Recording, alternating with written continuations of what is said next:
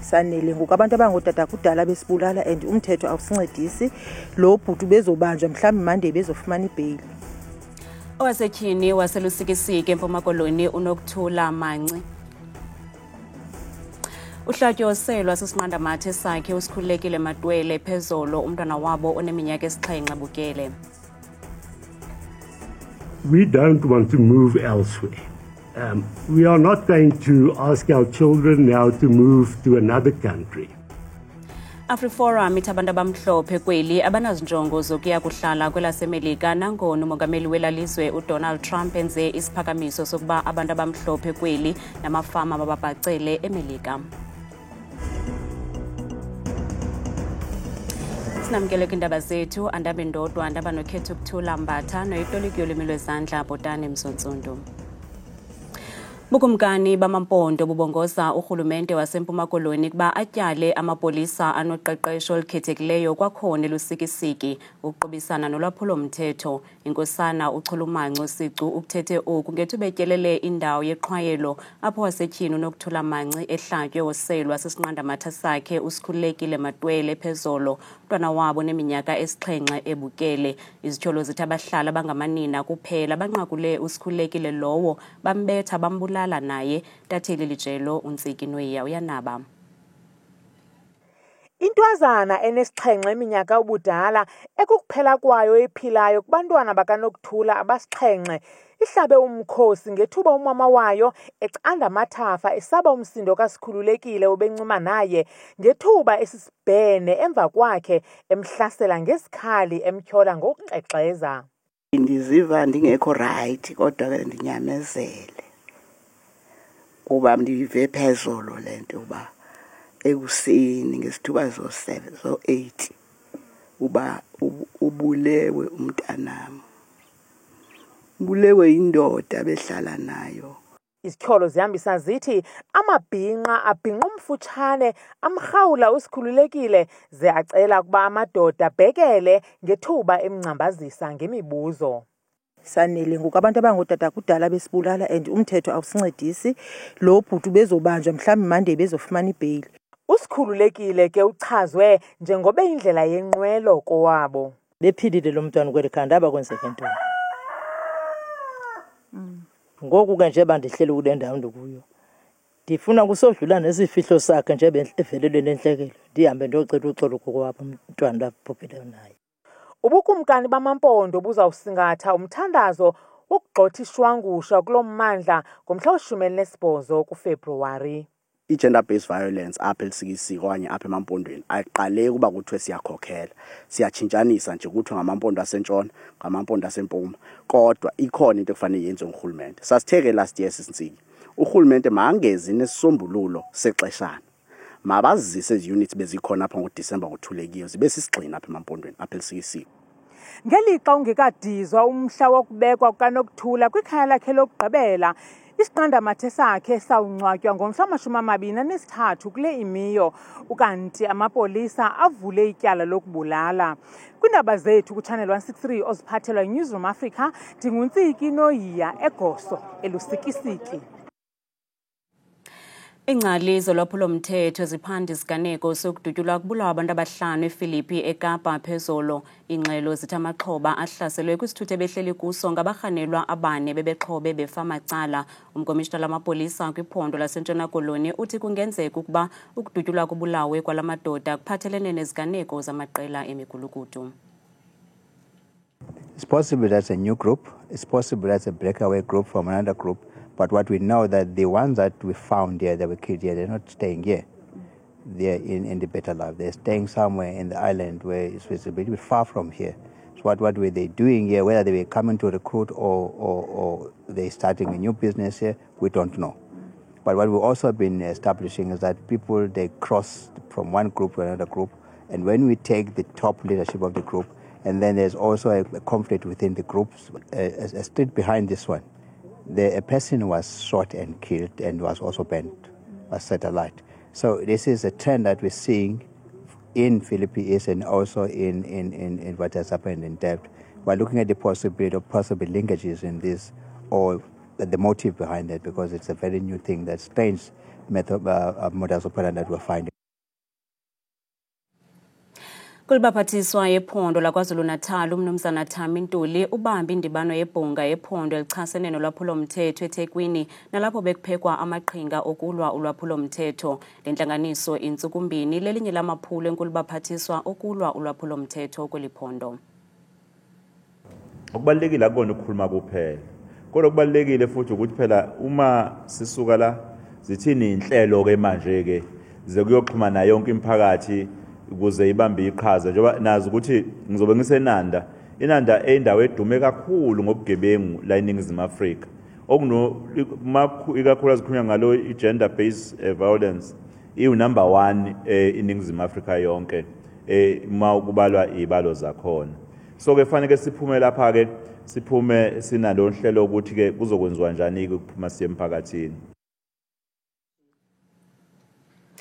Umbutho we-AfriForum uthi nguwo oyalele umongameli waseMelika uDonald Trump ukuba akwaye uMzantsi Afrika okuzemva kokuba umnumzana Donald Trump ethe watyikitya umthetho ogunyazisa ukuphungulwa kwenkxaso-mali efunyanwa ngumzantsi Afrika kwiMelika. Lo kaTrump uthi unobangela ukuba athabathe elinyathelo kungenxa yomthetho omtsha osandula ukupasiswa kweli wokuthathwa komhlaba kwakunye nelinyathelo lomzantsi Afrika lokusa ilizwe lakwaSirayeli kwinkundla yolwaphulomthetho yehlabathi. Umongameli waseMelika uDonald Trump utyhile kwelinye iphepha ingakumbi ngakwilizwe lomzantsi Afrika emva kokuba ethe watyikitya umthetho ogunyazisa ukuphungulwa kwenkxaso-mali efunyanwa ngumzantsi Afrika kwelaseMelika. Lo kaTrump uthi unobangela wokuba athabathe elinyathelo kungenxa yomthetho omtsha osandokupasiswa kweli wokuthathwa komhlaba kwaye nenyathelo lomzantsi Afrika lokusa ilizwe lakwaSirayeli kwinkundla yolwaphulomthetho yehlabathi. Umhlalutyi wezopolitiko unjingalwazi Ntsikelelo Breakfast uthi eyona nto icaphukisa umongameli Trump ayingulomba womhlaba kuphela, koko ubudlelwane bomzantsi Afrika namazwe akwi-BRICS nako kunegalelo. Yes, le issue yomhlaba it's a thorny issue but eyona nto mingathi le sifuna uziyamanisa nabantu engathi bazintshaba semelika. Like umzekelo, we are friends with Russia, we are part of i-BRICS. Trump uchilo wathi if i-members of i-BRICS ifuna u-introduce i-currency uzazidiscipline because ufuna inantsika i-dollar ibe i-currency edominatayo. Lo kaTrump ukwahlabe ikhwelo kubemi beli abamhlophe namafama ukuba babhacele kwelaseMelika uza kubanika indawo yokuhlala. I don't understand the thinking kaTrump, I don't understand, but ezinye whites up, I think they will not leave the country because they investile ne-properties nezinye izinto. Ukanti umbutho we-AfriForum ne-Solidarity babambe inkomfa namajelo endaba namhlanje nalapho bavakalise ukuba ayingabo abayalele umongameli Trump ukuba athathe ezizigqibo azithathayo. Ukanti basikhabile ke isiphakamiso salo kaTrump sokuba abantu abamhlophe kweli namafama mababhacele eMelika ngelithi abayindawo ngabalapha eMzantsi Afrika. We don't want to move elsewhere. We are not going to ask our children now to move to another country. The fact is, our ancestors worked hard to make sure that we as a people are formed down the southern tip of Africa. We're not going to disrespect that. Kwelakhe icala urhulumente weli loMzantsi Afrika uvakalise inkxalabo ngelinyathelo likamongameli Donald Trump, kodwa wathi uza kuqhubeka efakana imilomo nelizwe laseMelika ukufumana isisombululo kwimiba eliqela ebeka esichengeni ubudlelwane phakathi kwalamazwe mabini. Sengumngeni ukunqongophala kwendawo zokuhlala zabafundi kwiYunivesithi yase-CPUT kwikhampasi yase-District 6, nto leyo ibangela amakhulukhulu abafundi balale ngaphandle kwekhampasi nasecaleni kwendlela mihla le kwilinge lokulinda de bafumane indawo zokuhlala, kanti iinkokheli zabafundi zithi zixhalabile koku nanjengoko kusenzeka minyaka le. Iinkokheli zemibutho yabafundi kwiyunivesithi i-CPUT zithi eliziko alenzi ngokwaneleyo ukukhawulelana nolwabiwo lwamagumbi okuhlala abafundi. Oku kuzana njengoko lisanda inani labafundi abalala ngaphandle kwamasango ale yunivesithi. They released a statement to say first year students can come from the 7th. Then we asked, how can we start with first year students while they're still returning students who are supposed to be attending classes but are not yet allocated rooms? They kept on coming back to us every day taking lists, but there hasn't been much progress. Ukanti bakwathi university ihamba ngolonwabo ukunika abafundi indawo yokuhlala nanjengoko bengakhuselekanga. Parents are worried sick and the institution is not trying. It's not really trying from our side because you can't tell us that we're placing 25 students a day while there are hundreds and the number keeps on increasing every day. I-University ithi inebhedi eziyi-16,200 zabafundi abathathiweyo kule university. So what we're doing right now is we are phoning each person within the CPUT residence system and asking, are you accepting your place and are you accepting your room? So those that say no, we immediately reallocate those. And female first years will be the ones that we prioritize. And so many people have gotten those calls and aren't actually waiting. Ukanti aba bafundi bathi badanile indlela inkokheli zemibutho yabafundi abajongana nayo nale ngxaki. We've been here with no food, no water. We're dehydrated as I'm speaking right now. So all we want from the institution is the institution to take us seriously, take our matters seriously, and consider the returning students. We also students. Our classes have started already. Ukanti uninzi lwaba bafundi bathi oko belala esitalatweni ukusukela ngoLwesine. When they're talking about me, they're talking about us when they're talking about love. Umculo kaSjava unobulumko kwaye uyakhuthaza. Unika ithemba kwabo balahlekelwe lilo. Ubopha nabo banenhliziyo zibuthathaka. Same heart and cold like I lost in the final. Awulazile lo singa. Lemvume nembasi ziliqela neyaziyo kwihlabathi ngokubanzi ikhuphe icwecwe layo elitsha nelithi inkanyezi. Nenengoma ezimnandi nezonwabisa umxhelo nezithi kuye Madibuseng kunye naleyo ihamba phambili ngokunethi uyena. Inqoqo akunastress simhamba phansi ngoba uyena. But uyena.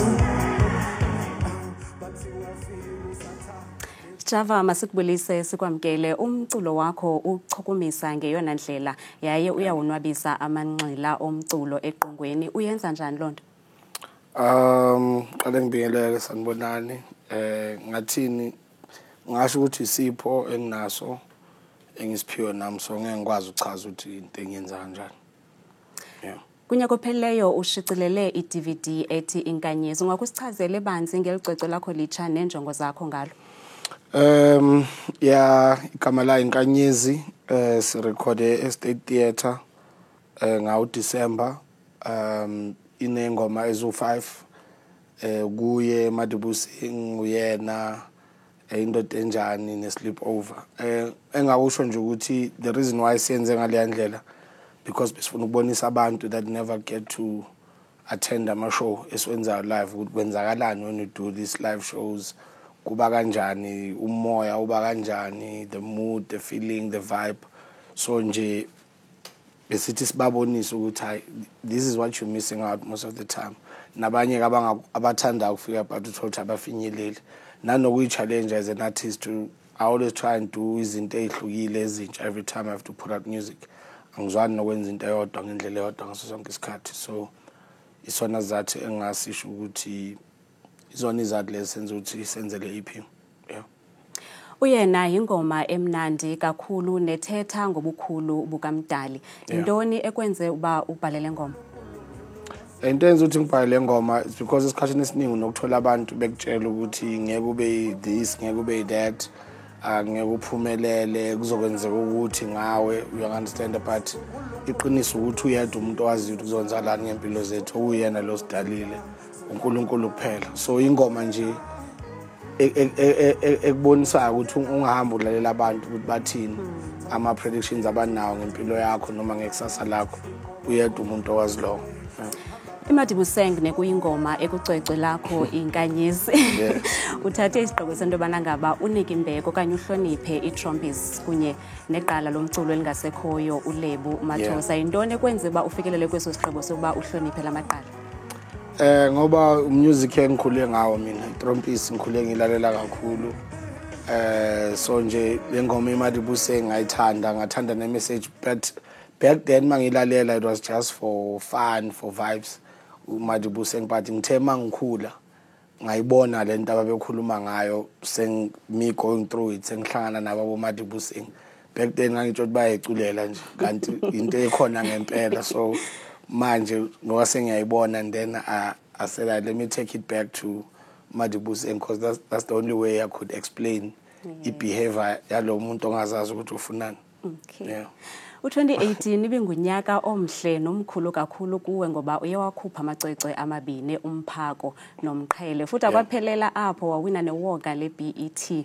Ingaba lonto leyo ithethe ukuthini kuwe iyakunika nesigqibo sento bana ngaba ubuyisela kubalandeli bakho kulonyaka? Yeah, 2018 kwawunyaka omkhulu impela. That's why namanje senze tour whereby we're going to be performing zona lezo ngoma lezi sazikhipha 2018. So mase 2018 tour I want people to understand ukuthi that means ingoma engizozicula that night ingoma engayirelease ngo 2018 from the project okhuluma ngawo. So njoba senze 2018 so 2016. So abantu bangafiki lapha babe confused umuntu acela ingoma ephume last week omunye acela ingoma 2016 cha kuzobe cula ingoma za 2018. That's why sibiza 2018 tour but kwaba unyaka omkhulu kakhulu kimi. Winning iBET whereby ngavotelwa abantu ngiyabonga kakhulu abantu bangivotela ngabuya nayo indondo wajabula nje isizwe wonke umuntu wajabula so kuyangibonisa ukuthi abantu they always support into engenza so mawucabanga 2018 into yanini till manje basasupport namanje they still appreciate and respect lento esiyenzayo so nathi kuyasikhuthaza lokho because as an artist uyajabula nawo mawukhuluma kube nabantu abazolalela lento esho. Java inkosi kakhulu futhi siyabulela ngexesha lakho. Ngiyabonga kakhulu. Sibambe ngaso sibini nguSjava ke lowo neimvumiyeli ephuma izandla. Nkosi kakhulu ke Madikena noKhetha kudeska yendaba ndiyakubulisa nawe mbukeli wami ekhaya ndikwamkele bethuna edeskeni yam yeMozulu ke igama lam ndikuthabile makapela ndikumamthembu mvanje bethuna yenjenje iMozulu leyo ke sayisivulebele ekhaya ngokuphawula kaloku umfanekiso wethu wokuqala ogxinyisa ngokubanzi kwiziganeko zamvanje kuMzantsi Afrika phela yayibona phaya imeko ngamaxongo kakhulu phaya ko-Free State ngamandla phaa ngomso kumbindi njengaphaya kwindawo ezifana naseVelkom ekuseni phaya bevuswa ngamashumi nje abananye kanti kumazantsi eRhawutini phaa ngomso feriyana khengi phaya nenglela zokufuphi kwasekuseni nje akhona amafa bikho ngokuqatha ngamashumi nje amathathu abenesibini kanti ke bukele ekhaya ngokubanzi kaloku masijongeni amaqondo wethu aphansi naphezulu sifike ngelokuqala ke bethu iphondo liphaya kaloku lona eMpuma Koloni ngamandla phaa kwintshona yelaphondo korhafu kwasekuseni qabaqaba ngamafu nje ekuseni futhi nge-18 naphaa kumbindi ekaladoko kwasekuseni futhi usasibekele nje yonke laa ntsasa kanti ke baphila ngohlobo phaya ephondweni lase-Free State ngomso ngamandla kwimpuma yelaphondo koFixburg ekuseni futhi zikhona laa nkwanca nomoya phaya ekuseni nge-10 nje likhatsha sisixhenxe ke bukele kufutbole kamandi ngorhatya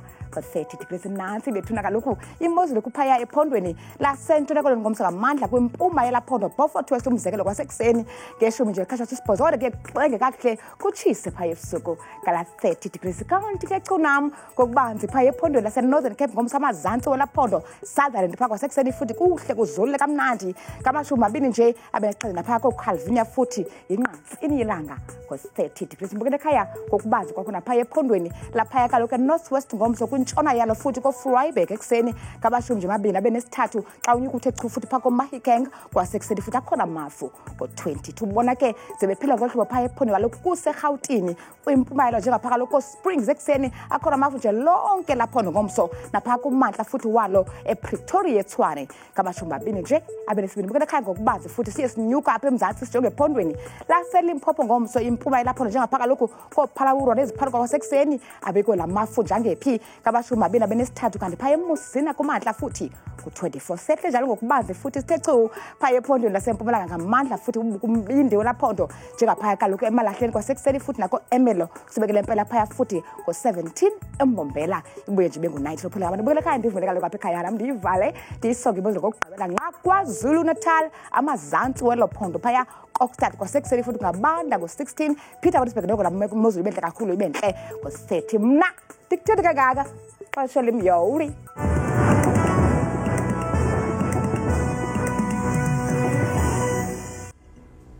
kamnandi mawethu.